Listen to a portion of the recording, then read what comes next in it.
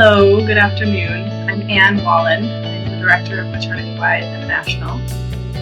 I wanted to come on today because I wanted to talk about how we speak about labor outcomes or birth outcomes.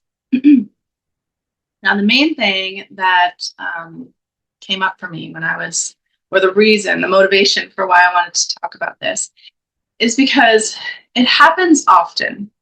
I hear it often from doulas, from grandmas, from friends who say things like, well, she had a cesarean, but it was a really big baby coming through a little tiny body.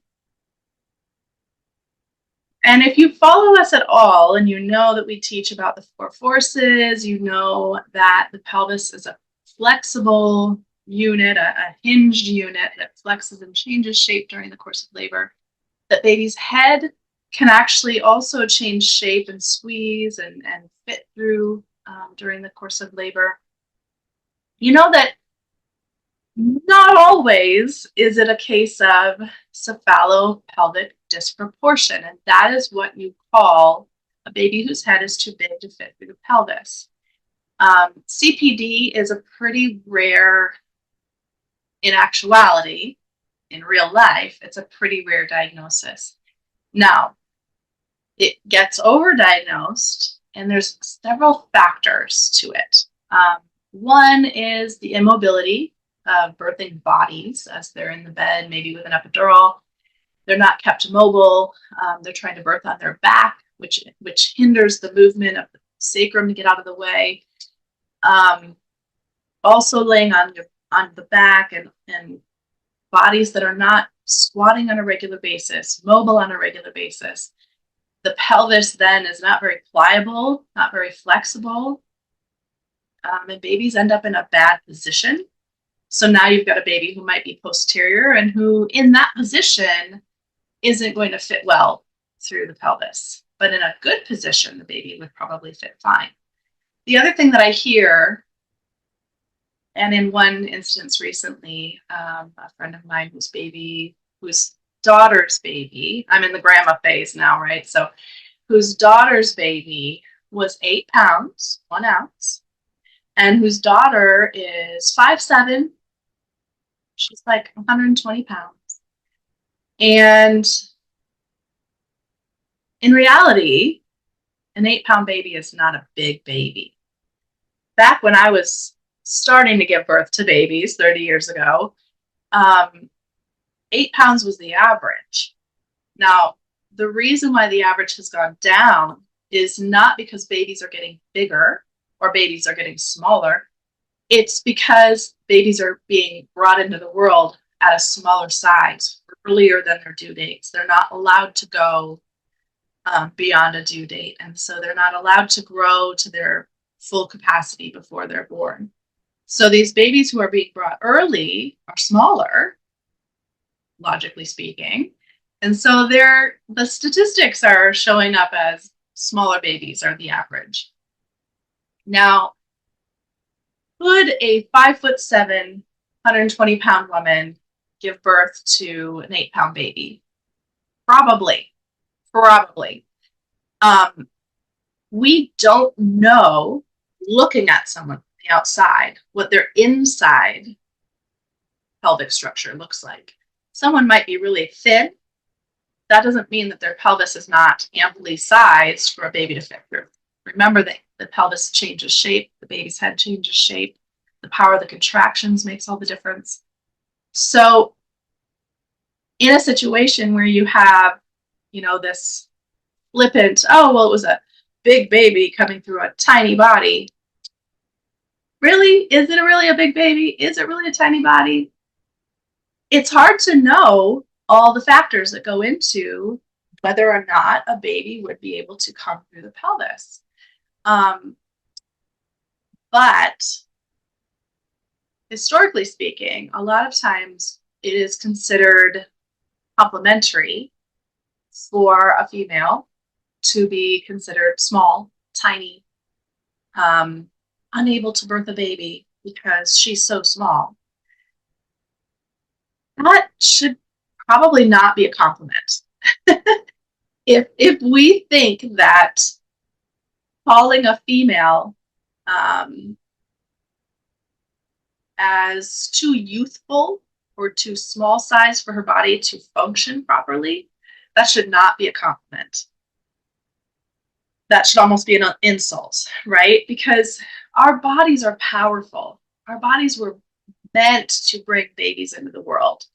And when we start to infantilize or bring in this young, small, petite, demure ideology about what women's bodies should be, it really has nothing to do with women at all. It actually becomes more of a sexualized look at the female's body. And for women who are of small stature and who are of petite frame, oftentimes, and I have several friends, and they all have told me that they wish they were taller, that they wish they were, bigger bone, they wish that they were whatever, but also it has not hindered them from birthing babies, right? And so the idea that if you're smaller, you won't be able to birth your baby is a little off kilter. I've worked with many, many Asian women who are really, by all standards, right, of all races, they're small, they're petite, they're shorter, they have smaller bone structure, but they give birth to babies that have really big heads. Now, this is a stereotypical scenario that I'm describing here, but the point being that just because you're small does not mean the interior of your pelvis is small. And it does not mean that the functionality of your pelvis and the functionality of your baby's head can't still work together to birth a baby. So when we excuse or use as a justification for a cesarean that baby was big and mom was small, I feel like that can be very insulting sometimes. And it can also cause, and mothers internalize this, that their bodies are not good enough, that their bodies didn't work right, that their bodies were a bad fit for their baby. And unfortunately, that mindset is not just adopted by her, but it also becomes adopted by her partner. Sorry, I live on a busy street. I don't know if you guys are hearing all the noise outside on the street, but the other thing that can happen too is not just by her, but the partner, the grandparents, the friends, the sisters, everyone around her then has this confirmation of, oh yes, well, you had a cesarean because you're small and baby was big. And if that's not the truth, if the truth is she wasn't allowed to labor in birthing positive ways, if she wasn't given the time needed, if she wasn't given the education and the encouragement needed, if the OR was open and it just so happened to be convenient, to get her in for a cesarean, or if ahead of time she was convinced, that her pelvis is small, well, none of those is really fair, right? Or evidence-based or truthful in every situation. Now, there may be situations, of course, where a baby's very big and a mother's pelvis is very small and they just don't fit together. But the world has been people. And for the most part, you're going to see that these things work together to bring babies into the world. And when we don't give them a chance to, that's when problems start to happen. That's when we have unnecessary cesareans. That's when we have maternal mortality going up. So it's really, really important that we don't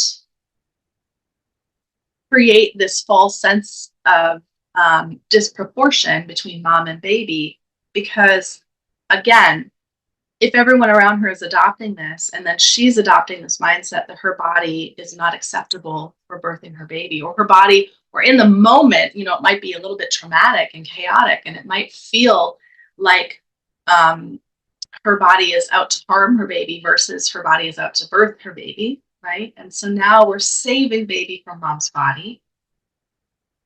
And this mindset sometimes follows her into motherhood, and it could follow her into breastfeeding, where she's not so sure that her baby's getting enough milk, or she's having struggles with latch, or any kind of obstacle that comes up, and she's instantly turning to some other option, formula, pumping, whatever it is. If she desires to breastfeed and something comes up, that underlying mentality that she learned, right, from the birthing process and from the birthing experience, that can come up and hinder her from following what she feels is naturally or instinctually the way to go. Um, and it will follow her into motherhood. Something comes up with her baby and she's instantly turning to the experts or someone else rather than really tuning into her own instincts about her baby, about her child, and knowing, I think this is what we need to do, or I think this is the direction we need to go with this, or I think this is what's wrong, right? And she considers herself inept or incapable. And that's a really sad place to be as a parent, right? To be considering yourself not able to take care of your child. You love your child so much, but you're a failure at parenting in some way or another. And that's the mentality that starts to follow these families, right? And I say families because it's not just the mother, it can be the father too, it can be the grandparents, anyone in the support system. And so really digging deep and saying, was that really the cause of why baby didn't fit through? Now, I saw a picture of this particular baby, and I know the mother, and she is small, she is petite, but again, we don't know what her inside pelvic outlet inlet looks like. But this baby did have a pretty big head. However, again, we don't know. Had something been done differently in the birthing process, would this baby fit through? We don't know. What we can change, however, is how we talk about it, right? And so saying things like baby had a really big head and trying to fit through baby, petite mom's body. 5'7" not petite, guys. 5'7" not tiny. 5'7" average. It's the average female height, right? I'm 5'9". 5'7" the average female height for an American woman. It's not petite.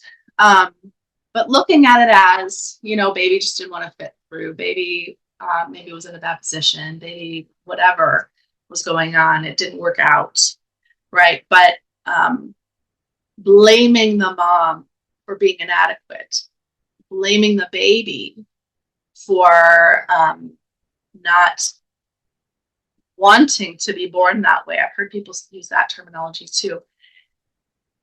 It's negative in a way that I don't think we're realizing that we're planting seeds, right? We're planting seeds in the mind and in the psyche of both mom about herself, but also mom toward her baby.